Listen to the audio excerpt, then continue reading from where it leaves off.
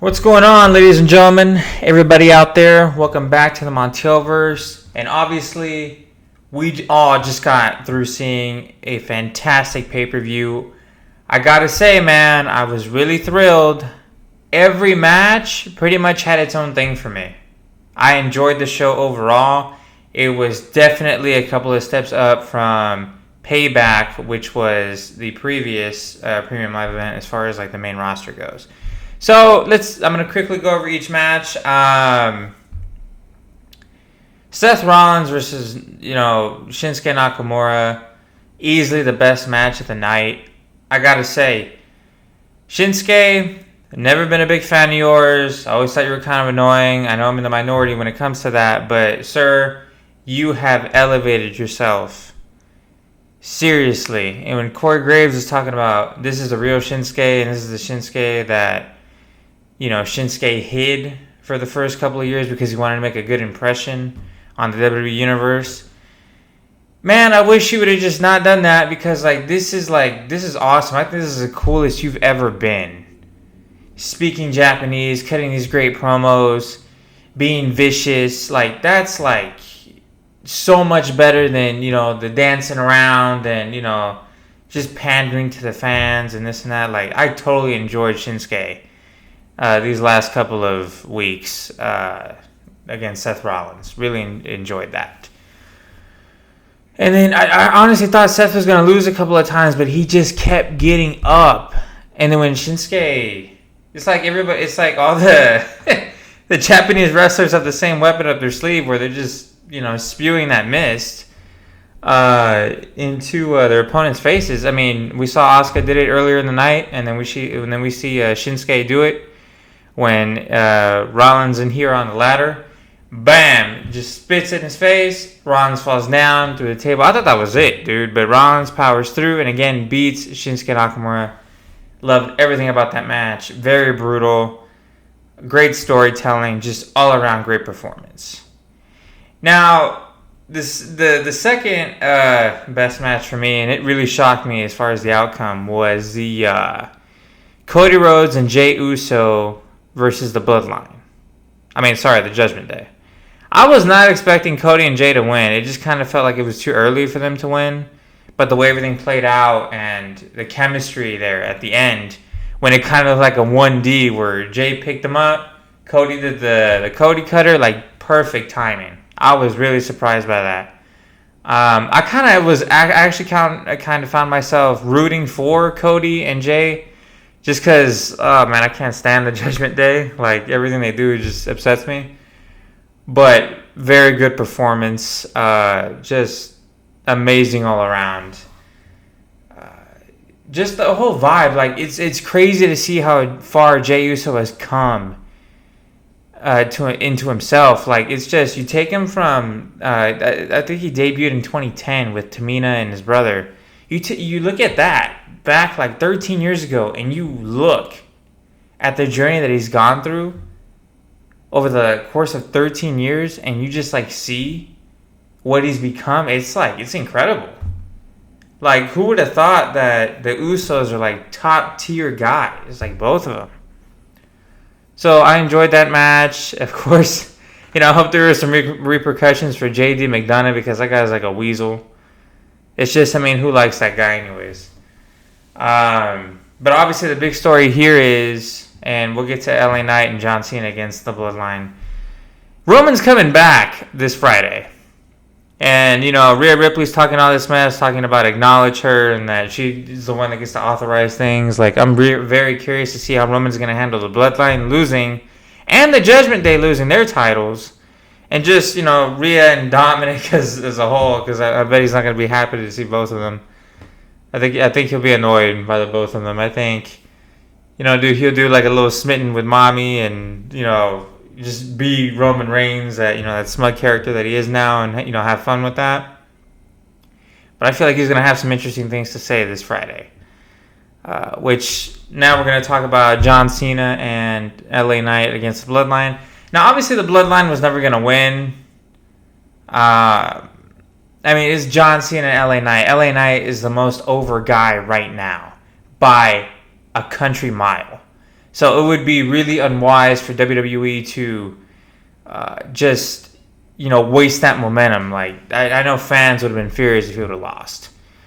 So, good match, really good match, a lot of good spots. It seems like John Cena takes the beatings nowadays and just he edges through his matches now. Like, it's no longer prime Cena, which obviously we've been accustomed to now over the last couple of matches that we've seen him in. But it's crazy to see that he's getting older. And I've never been a big John Cena fan, but hey, that guy was still a big part of my childhood.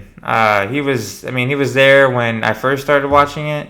And he's still there, as I'm pretty much a grown adult now, still watching it.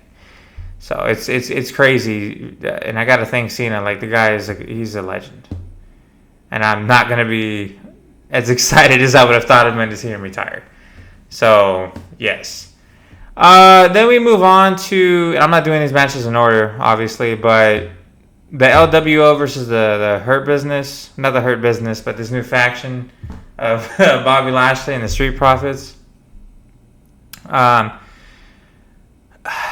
match wasn't bad. It was okay, but I don't think a lot of people are going to come out of it it was a great match. But because it was decent up until Carlito came in. Carlito elevated it. I was like, dude, I was saying throughout the whole match, I'm like, Ray, with all the connections that you have, you couldn't find one dude to help you tonight? Then you got Zelina Vega, who's smoking hot, by the way. Just she took out Angelo Dawkins. She's trying to do everything that she can, motivate these two guys, Escobar and Mysterio, to just hang in there, to somehow find a way to win. And then you hear Carlito's music play, and he runs down there. I gotta say though, I'm with a lot of people on this. I can't stand his theme song. I was expecting I spit in the face people who don't like to be cool. I was expecting that line, and then that song that we're accustomed to, but no, he comes up with this generic weird song or whatever. I'm I wasn't happy about that, but otherwise, great performance by Carlito. It was great to see him hit that backstabber once again. I hope he stays, full time. Obviously, we've come across articles that tell us that WWE doesn't have anything creative, for him, so they kind of just keep him on the sidelines. Well, here's your guys' chance. Here's an opening. Let's utilize Carlito. And just because the guy's great. He's athletic. He's charismatic. He has a cool character. I feel like he was kind of wasted during the Ruthless Aggression era. He deserves some restitution. Let's give it to him. It was crazy seeing Jade Cargill. I didn't think that... Well, obviously she was rumored to be there all week, but I felt like she should have had a bigger role. I mean, when she came out, I was expecting her to have a match or whatever, but I guess not. It was just that whole little segment of she hops out of her car, she talks to Triple H, they shake hands in front of the paparazzi, and then they just go off to, I don't know, probably some meeting or whatever. That's up for interpretation. But, I was just expecting her to have a bigger role.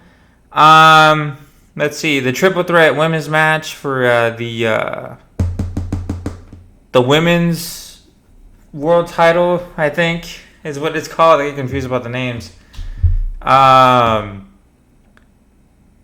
was hoping Io was going to win. I don't know. It's just, I feel like Charlotte's just held the belt too many times. I don't have anything against Charlotte. I think she's a phenomenal wrestler, but we've seen too much of her holding the belt already. I think it's been about 14, 15 times.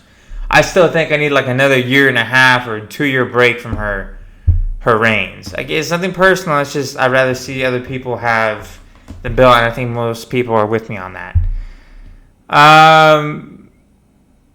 It's just I'm shocked that... everything's going well. I love Io and what she's doing with Bayley and Dakota. I like her as a champion. I just thought Asuka would have a bigger role, and I just guess not, because, I thought, she was going to hold the belt longer and everything, or maybe get it back, but I was like, you know what? I'm fine with Io holding it. So, really great premium live event overall. I know I'm forgetting a match. So there was, it was Cody and Jay. Then it was the Street Profits and Bobby against. I think I got everybody, right? Yeah, because there's only about like 5 matches. So yeah, great event. I would say really solid event. Like 8.5 out of 10. I give it. Really good setup for the rest of the week. Can't wait to see what Roman does. Can't wait to see what Rollins does after this, because I don't think he's gonna fight Shinsuke again. I think that's done. So I wonder who's gonna step to him next. And by the way, for weeks everybody's been saying that John Cena was going to go against Roman Reigns at Crown Jewel. I hope that's not the case. LA Knight's in the mix, so like, why not throw him in that spot? I feel like more people would be into that than. But I mean, look, Roman beat Cena clean as the big dog. He beat Cena clean as a tribal chief. I don't understand like why we're doing it again. Roman can take off 6 months. I don't care. But whenever he does have a title defense, I do demand that it is a good quality match, and it's something that's going to have me hooked. And he does that, I want to say, about 95% of the time. So let me know what you guys think. What you guys think about Fastlane? What surprised you? What didn't surprise you? Were you happy with the event? Comment down below. I'm very curious to hear your thoughts. This is Jorge Montiel, the Montielverse, signing off. I'll see you guys in the next video. Deuces.